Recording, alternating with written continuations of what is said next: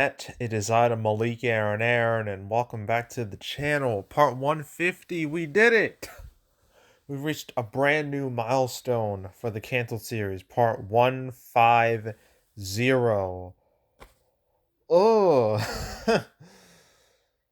whether this is a good thing or a bad thing depends on your perspective, but we made it. So, what caused this big old episode to happen? Well, one thing and one thing only. It revolves around Halloween Ends. So this was announced earlier today. Halloween Ends is not going to be theatrical only anymore. Instead, it's going to be day and date on Peacock, just like its predecessor, Halloween Kills.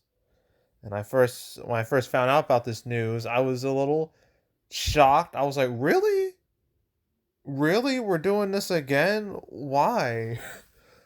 So, for those of you who don't know what's going on here, let me give you a little history. Okay, so 2018, you have Halloween, which was the Halloween movie that basically erased all previous Halloween movies not called Halloween 1978. So anything that came after 1978 before Halloween 2018 doesn't exist in the timeline anymore. So this was the true sequel to Halloween. And it did extremely well, like stupid well for the genre. Opened with like well over $70 million, made like 150 million domestic, 200 million worldwide, massive success. So naturally, you want to make sequels, and the plan was to make two back-to-back sequels called Halloween Kills and Halloween Ends. They were supposed to come out 2020 and 2021. Pandemic didn't let that happen, so they got pushed back to 2021 and 2022. So 2021, we have Halloween Kills. And initially they say, okay, this is going to be theatrical only. And then, like, literally a month before the movie comes out, they're like, ha, psych, it's going to go day and date on Peacock, which is NBC Universal's streaming service. So it's gonna have a day and date release. Like 2021 was the year of date and date. It really was. I mean, you had the HBO Max experiment, you had Disney Plus, Premier Access, Paramount Plus. Everyone was experimenting, and then Peacock was doing the same thing. And so Halloween Kills came out streaming and theatrical at once. And it was one of the few movies to not get seriously dinged by streaming, because the HBO Max experiment, boy, that was a bloodbath to say the least. Only two movies really made 100 million domestic, and those movies were Dune and Godzilla vs Kong, and some others did okay, like Mortal Kombat and Tom and Jerry and Conjuring 3. But besides that, it was just bomb, endless. It was horrible. Disney Plus wasn't much better. I don't think any of those movies can really qualify as undisputed successes. Paramount movies did better, I guess. I mean, Paw Patrol did alright. And then with the Peacock movies, Boss Baby 2 didn't do super hot, but this did better than most, but still didn't do super duper well. It took a big dip from the previous movie. So Halloween Ends, I was thinking, alright, so one could argue Peacock, that whole thing was because of the pandemic, and also because we were kind of we were in the recovery phase. We were making some progress, but we weren't where we really needed to be. All right, we didn't have, like, compared to like now, like last year was pretty weak. We didn't have the big money maker until like the 11th hour in the form of No Way Home. But I mean, 2022, it's been pretty solid, I'd say. We've had plenty of hits come out this year, pretty big hits too, like The Batman, Uncharted, Sonic 2, Doctor Strange, Multiverse of Madness, Top Gun Maverick, obviously, the biggest one of them all, Jurassic World Dominion, Minions 2, Thor Love and Thunder, and hell, Elvis. We've had some big hits, so one would think, oh, there's no need to do streaming anymore, but Universal says otherwise, because this is clearly, it says here, it looks like Peacock needs to juice its paid subscriptions some more. So this is clearly a strategic move to, boost Peacock. That's the whole point. That's what's really going on here. Now, I'd argue this didn't need to happen, but Universal says it needed to happen. So whatever. I guess maybe in their heads they were like, well, we did this with Halloween Kills, and some people might feel cheated that we're not doing it with the immediate sequel, so we might as well do it again. I don't know. It's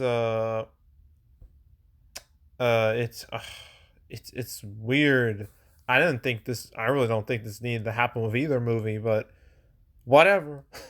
So now you have two ways to watch Halloween Ends. You can either watch it in the cinema or you can watch it at home on Peacock, as long as you paid for Peacock, like me. And I only pay for it just to watch the WWE content, because that's the only way I can watch it. So I could watch this, but I'm probably not going to, because I've yet to see Halloween 2018 and Halloween Kills. If I saw Halloween Ends before either of those movies, I'd be extremely confused. So who knows? Maybe if Halloween 2018 and Halloween Kills, if they come back to streaming, I don't know if they're on streaming or not. I haven't checked, but they are on either Peacock or HBO, whatever. I'll try to watch them so I can watch this. If I can't watch them, then I guess I'm not watching Halloween Ends until I watch the previous two. So, yeah, that's what's going on with Halloween Ends. Again, that day and date release. And, strategy I thought was dead. Well, it's not. It seems like Universal's the only one still really doing it.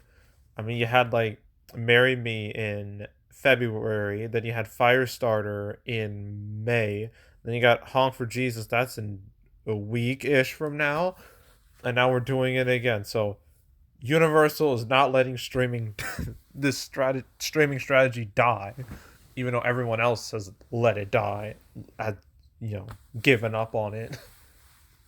So yeah, that's it. That's really it. I mean, I didn't expect it. I didn't expect it at all.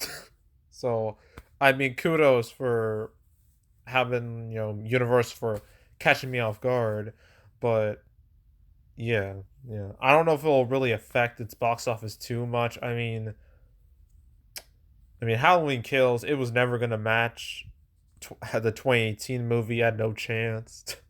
I mean, look at the box office comparison between like the Rob Zombie Halloween movies from 2007 and H2. There was a big drop off there too. So again, that drop off wasn't too surprising. I don't know how much it will affect Ends. I doubt it will, but we'll see what happens in about 2-ish months.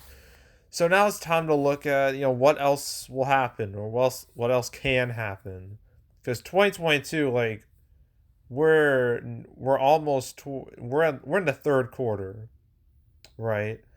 We're like halfway through the third quarter, so we're kind of running out of time for things to happen. So let's look at the rest of the year and see what can happen. August is more or less done at this point. At this point, that's a good thing, because it has not been great.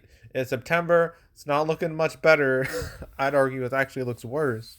But you got Honk for Jesus. That's also on Peacock. You got the Spider-Man No Way Home re-release. You got Barbarian. You got Woman King down here. I don't know about Clerks 3 and Sound. I'm not sure if they're going to be wide. I have to wait and see. The Avatar re-release. Don't Worry, Darling. Bros. Smile. Then you got October. Amsterdam, which moved from November to October. The Lyle Crocodile Horror. Halloween Ends, which now has the Peacock treatment. White Bird. So it's still going to win the weekend. Even, like, yeah, it's just gonna win.